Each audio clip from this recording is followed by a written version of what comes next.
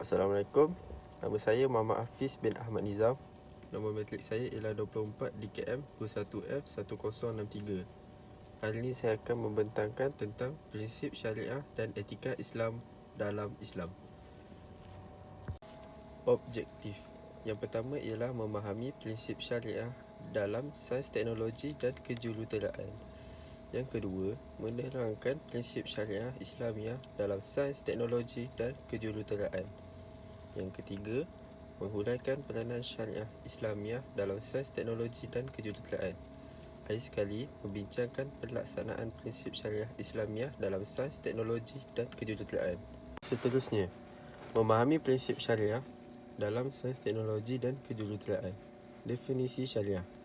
Dalam bahasa syarak, jalan ke arah sumber air atau jalan yang lurus.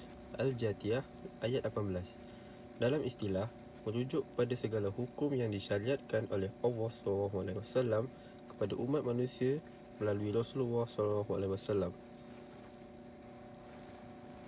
Akhir sekali, dipanggilkan sumber air kerana syariat diperlukan sebagai sumber kehidupan manusia. Air diperlukan untuk terus hidup, begitu juga syariat yang diperlukan untuk Nabi dalam hidup manusia. Manusia akan mati tanpa air. Manusia akan sesat tanpa syariat. Kewujudan syariat bukan menyusahkan tetapi dipatuhi bagi kesempurnaan hidup di dunia dan akhirat. Prinsip syariah terbahagi kepada 5. Yang pertama, Rabbaniyah, ketuhanan. Yang kedua, Wasatiyah, kesederhanaan.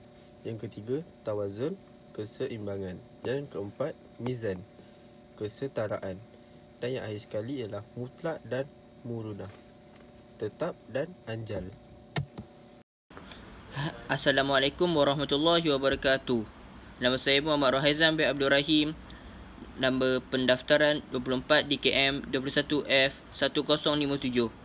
Saya akan menerangkan prinsip syariah kelima-limanya dengan lebih terperinci. Prinsip syariah yang pertama ialah Rabbaniyah. Rabbaniyah ialah syariat Islam adalah dicipta disusun oleh Allah Subhanahu Wa Taala. Yang kedua, segala kandungannya yang meliputi aspek akidah, ibadat dan muamalat adalah secocok dengan keperluan manusia. Yang ketiga, alam yang terbentang luas dengan segala khazanah di dalamnya boleh diterokai dengan mematuhi peraturan Allah Subhanahu Wa Taala. Yang keempat, setiap kajian dan ciptaan hendaklah menjurus kepada pengabdian diri kepada Allah Subhanahu Wa Taala dan menginsafi. Prinsip syariah yang seterusnya ialah Wasatiyah. Yang pertama adalah kesederhanaan dalam syariat adalah memberi makna segala hukum hakamnya adalah bersifat sederhana, tidak ekstrim kepada yang berlebihan atau berkurang. Yang kedua adalah boleh berlaku perubahan dan penyesuaian tertentu pada pelaksanaan hukum mengikut keperluan yang tertentu. Contohnya, solat fardu hendaklah dilakukan secara berdiri. Diberikan kelonggaran untuk duduk bagi yang sakit. Yang ketiga adalah Wasatiyah juga memberi makna pertengahan antara dua perkara. Mengambil tindakan antara dua kecenderungan, contohnya antara kaya dan miskin, maka mengambil pendirian sederhana dalam mencari harta lebih diutamakan. Seterusnya ialah Tawazun. Tawazun ialah keseimbangan dalam syariat bermaksud segala kandungannya adalah mengimbangi antara keperluan manusia di dunia dan di akhirat. Contohnya, mencari rezeki. Tujuan mencari rezeki ialah bagi menyarai hidup diri dan keluarga. Kaedah seimbang, rezeki tersebut hendaklah dicari secara yang halal dan baik dan dilaksanakan secara paling terbaik. Kemudian tentang impak, yang pertama ialah mendapat gaji, pengurusan kerja dihargai dan mendapat pahala. Yang terakhir ialah Mizan, iaitu kesetaraan dalam syariat terlihat dalam hukum hakam yang memberikan nilai yang selayaknya bagi sesuatu perkara. Yang kedua ialah kesetaraan dalam syariat menuntut agar segala tindakan yang dilaksanakan hendaklah meraihkan keperluan dunia dan di akhirat. Kesetaraan dalam syariat menuntut agar setiap perkara yang dilaksanakan perlu ditimbang agar penyelidikan dan pembandungan mematuhi hukum hakam yang ditetapkan.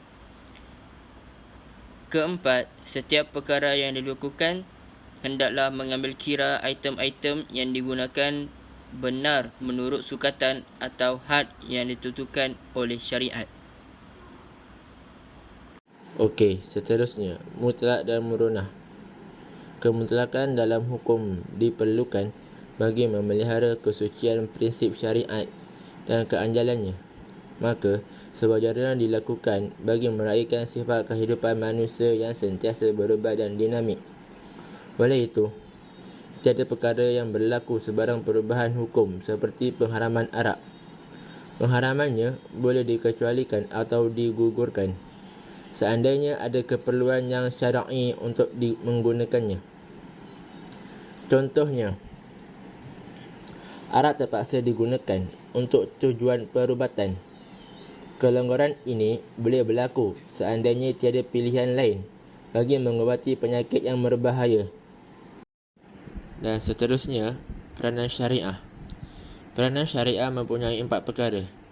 Yang pertama, memelihara agama. Dan yang kedua, memelihara nyawa. Dan yang ketiga, memelihara maruah. Dan seterusnya, memelihara harta. Akhir sekali adalah pelaksanaan syariah. Pelaksanaan syariah ada 5 perkara. Yang pertama, utamakan yang utama, iaitu mengelakkan kemudaratan demi mencari kemaslahatan adalah sangat diutamakan. Dan yang kedua, matlamat tidak menghalalkan cara. Ia adalah ciptaan dan penemuan inovasi yang melibatkan teknologi dan kejuruteraan adalah bukti kehebatan akal manusia untuk keperluan dan kemaslahatan hidup manusia. Dan yang ketiga, pelaksanaan kajian menamati syariat. Peraturan dan hukum yang melibatkan halal, haram, sunat, harus dan makruh serta syubhat adalah menjadi asas rujukan dalam pelaksanaan setiap proses kerja. Dan yang keempat, mencegah lebih baik daripada mengubat, iaitu syariat Islam menetapkan prinsip mencegah adalah menjadi keutamaan dalam pelaksanaan kerja manusia. Dan akhir sekali, akidah diutamakan, syariat didahulukan. Akidah yang merupakan tunjang bagi terbangunnya insan yang terbaik di sisi Allah SWT adalah tidak boleh dipandang rendah dalam apa jua pelaksanaan hidup manusia. Terima kasih. Sekian daripada saya.